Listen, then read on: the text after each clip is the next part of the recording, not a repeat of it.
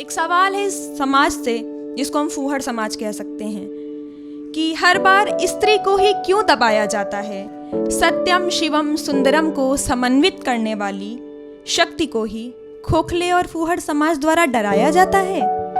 जो सबके चरित्र का निर्माण करती है, जो सबके चरित्र का निर्माण करती है, उसके चरित्र को ही झुठलाया जाता है, प्रश्न चिन्ह लगाया जाता है। जो स्वयं जलकर जग को प्रकाशित करती है, जो स्वयं जलकर जग को प्रकाशित करती है, उसी नारी को अंधकार में डुबाया जाता है। आखिर ये समाज ऐसा क्यों है? एक और प्रश्न है कि जब चहुमुखी विकास की ओर नारी मुखर होती है, जब चहुमुखी विकास की ओर नारी मुखर होती है, तो एसिड फेंक कर उसका मुंह जलाया जाता है। इतिहास गवाह है नारी शक्ति का। हम सभी इतिहास पढ़ते हैं और हम सभी इस बात से अवगत हैं कि कितनी विदुषी महिलाएं हमारे देश में हुई हैं। कि इतिहास गवाह है नारी शक्ति का, जिसने आत्मत्याग, कर्मठता और शांति का परिचय दिया है। सामाजिक राजनीतिक आंदोलनों में पुरुषों से भी आगे बढ़कर संघर्ष किया है। कोई क्षेत्र अछूता न रहा स्त्री शक्ति के वैभव से। इसीलिए कहा जाता है कि ना समझो कमजोर है नारी, यही तो है घर की उजियारी। अगर घर में नारी ना हो तो वो सिर्फ मकान होता है, घर घर नहीं होता। तो आगे की पंक्तियां सुनिएगा कि जो हर बार स्त्री को दबाते हैं, जो हर बार स्त्री को दबाते हैं, वो खुद लाचार भिखारी हैं, पुरुष के नाम पर कलंक समान पापी और अत्याचारी हैं। अरे मूर्ख मनुष्य मेरी बात सुनो, अरे मूर्ख मनुष्य मेरी बात सुनो, वो तुम्हारी जन्मदाता है, स्वयं सिद्धा है, कालरात्रि है, वह देश विदेश सर्वत्र जगह कीर्ति पताका फहराती है। वह दुर्गा है, वह चंडी है, शीश काट रक्तपान कर जाती है। वह सौम्य शिवप्रिया शिवानी है, कष्ट सभी हट जाती है। चेतावनी है अभी तुझे, संभल जा दुष्ट पापी। चेतावनी है अभी तुझे, संभल जा दुष्ट पापी, वरना बहुत पछताएगा, क्योंकि काल चक्र जब घूमेगा तो विनाश से बचा न पाएगा, विनाश से बचा न पाएगा। एक और मेरी कविता है, सुनाना चाहूंगी आपको। ये भी एक सवाल है, क्योंकि अभी इन्होंने बताया कि हमारे यहाँ कितने कांड होते रहते हैं दुराचार के, इस तरह के कांड।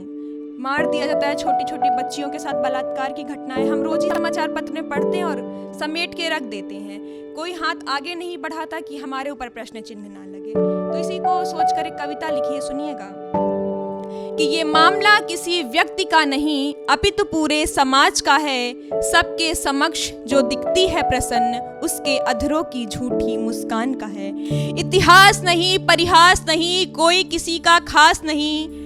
इतिहास नहीं परिहास नहीं, कोई किसी का खास नहीं। मन की व्याकुलता की लहरों का है, आदि अनादि अनंत कहा जिसको, उस देवी के संघर्ष का है, दानवों के अंत का है। आगे सुनिएगा कि डर कर सहमी रही घर में, डर कर सहमी रही घर में, जो कुछ ना बोली उसके मन में चीखती खामोशी के राज का है। ये मामला एक मचलती तरंग की तरह कमरों में चलती और घुटती आवाज का है। सुनिएगा, क्या स्थिति है? क्या हम अपने घर में खुद को सुरक्षित महसूस करते हैं? मेरा आप सभी प्रश्न है, नहीं करते। वजह सुनिएगा कि घर की लक्ष्मी महफूज नहीं, अपने ही दानव बन बैठे हैं। घर की लक्ष्मी महफूज नहीं, अपने ही दानव बन बैठे हैं। कोई द्रौपदी बची नहीं भाई, दुशासन बन बैठे हैं। और जो बच गई इन पापियों से किसी तरह, जो बच गई इन पापियों से किसी तरह, उसके हृदय में चलते द्वंद का है। ये मामला एक मचलती तरंग की तरह कमरों में घुटती और चलती जंग का है। क्या स्थिति है? क्यों डरा कर रखते हैं नारी को? कि बेबस मजबूर बना रखते, काली दृष्टि से दृष्टिपात करते। बेबस मजबूर बना रखते, काली दृष्टि से दृष्टिपात करते। और जिस फुलवाली का रक्षक माली, उसी ने लाखों कलियों का आंचल खींचा है। कि ये मामला बस इतना ही नहीं, एक नारी के संघर्ष का है, नौ दुर्गा की शक्ति का है, दानवों के अंत का है। तो मेरी समस्त नारी शक्तियों से एक उन्वान दे रही हूँ, एक आग्रह है, एक निवेदन है कि उठो देवियों, शस्त्र उठा लो। आज मामला सहन शक्ति के पार हुआ है। चढ़ सीने पर खंजर घोपो, मैला माँ का आंचल हुआ है। रक्त पान कर खड़ग उठा लो, आज मामला यही निपटा लो।